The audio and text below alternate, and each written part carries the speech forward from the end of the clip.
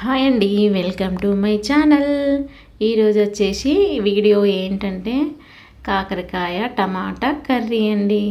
ఓకేనా ఫ్రెండ్స్, ఎలా చేయాలో చూద్దాం. ఫస్ట్ అయితే కడాయి పెట్టుకొని తగినంత ఆయిల్ పోసుకోవాలి.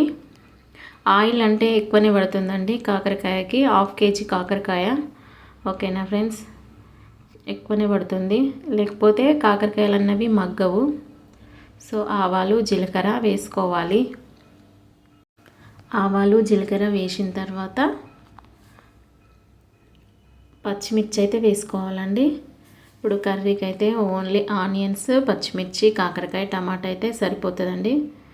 తొందరగా వేసుకోవచ్చు, సింపుల్గా, హడావిడి లేకుండా. చాలా బాగుంటుందండి కర్రీ అండి, టేస్టీగా ఉంటుంది. ఒక్కసారి అయితే ఇలా ట్రై చేసి చూడండి. ఓకేనా ఫ్రెండ్స్, ఆవాలు జీలకర్ర మగ్గిన తర్వాత కాకరకాయ వేసుకోవాలండి. ఆనియన్స్ అయితే ఇప్పుడు వేయొద్దండి. ఓకేనా, ఎందుకు వేయొద్దు అంటున్నానంటే కాకరకాయలు గోలక ముందు ఇవి వేసినామనుకో, మగ్గక ముందు ఇవి వేస్తే ఆనియన్స్ అనేవి బ్లాక్ అయిపోతాయండి, సో మాడిపోతాయి. సో అందుకే ఇప్పుడు వేయొద్దు. కాకరకాయలు మొత్తం మగ్గిన తర్వాత మధ్యలో ఆనియన్స్ అయితే వేసుకోవాలండి. ఓకేనా ఫ్రెండ్స్, హై ఫ్లేమ్లో పెట్టుకోవాలి. లో ఫ్లేమ్లో, మీడియము అస్సలు పెట్టొద్దు. హై ఫ్లేమ్లో పెట్టుకొని వేపుకోవాలండి. మంచిగా బ్రౌన్ కలర్ వచ్చే వరకు వేపుతూనే ఉండాలి. దగ్గరుండి వేపుకోవాలి, మాడిపోతాయి మరి. చూడండి, వేగుతున్నప్పుడు ఆనియన్స్ అయితే వేసుకోవాలి. 50% అయితే మగ్గాయండి. సో అప్పుడు ఆనియన్స్ వేసుకున్నాం అనుకోండి, ఇవి కూడా కలిసిపోతాయి అందులో. బాగుంటుంది కర్రీ, టేస్టీగా. చేదైతే అస్సలు రాదు. కాకరకాయలు మగ్గకపోతే మరి చేదు వస్తుంది, మగ్గితే మరి రాదు. కలుపుతూ ఉండాలి అండి.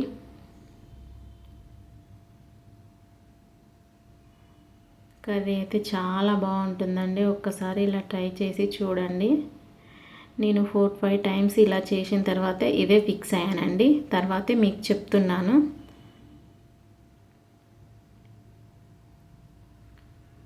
పసుపు అయితే వేసుకోవాలండి.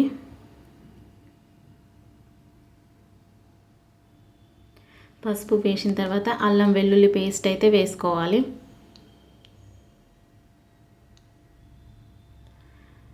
అల్లం వెల్లుల్లి పేస్ట్ మంచిగా మగ్గాలండి. పచ్చి వాసన పోయేంత వరకు వేపుకోవాలి.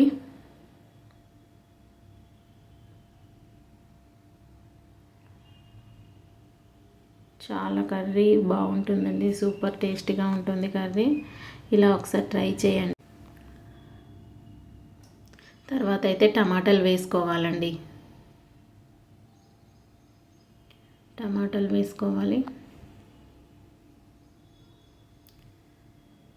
కలుపుతూ ఉండడమే కర్రీకి అయితే. ఓన్లీ కాకరకాయలు మగ్గే వరకే టైం పడుతుందండి, తర్వాత తొందర అయిపోతుంది. ఎంతమందికి తెలుసు ఈ కర్రీ? చాలా బాగుంటుందండి, చేదు మాత్రం అస్సలు ఉండదు. చాలా టేస్టీగా, సింపుల్గా, తొందరగా అయిపోతుంది. ఒకసారి చేసుకోండి, ఇలా బాగుంటుంది కర్రీ.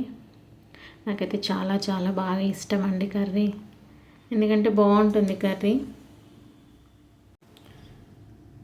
కలుపుతూ ఉండాలండి.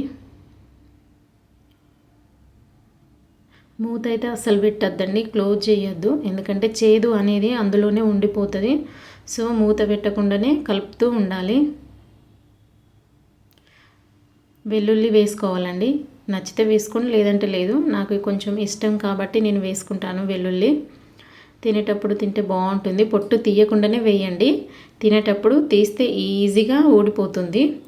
చాలా టేస్టీగా ఉంటుంది వెల్లుల్లి. అల్లం వేసిన తర్వాత మళ్ళీ వెల్లుల్లి వేయచ్చా అని మీకు ఒక డౌట్ ఉంటుంది. లేదండి, 2-3 కదా, ఏం కాదు, బాగుంటుంది కర్రీలో. తర్వాత కారం అయితే వేసుకోవాలి.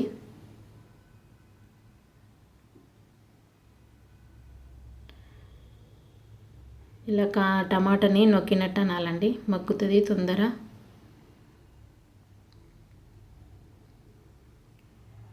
చూడండి ఇలా ఉంటుంది.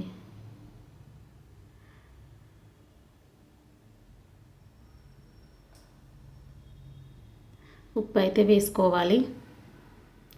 అది స్టీల్ కడాయి కాబట్టి కొంచెం మీకు అట్లా అనిపిస్తుంది, కానీ బాగుంటుంది. స్టీల్ కడాయిలనే చేసుకోవాలండి. చూడండి ఎలా ఉడుకుతుందో, ఆవిర్లు ఎలా వస్తున్నాయో. వీడియో తీస్తుంటే వీడియోకి ఇట్లా ఫోన్కే వస్తున్నాయి.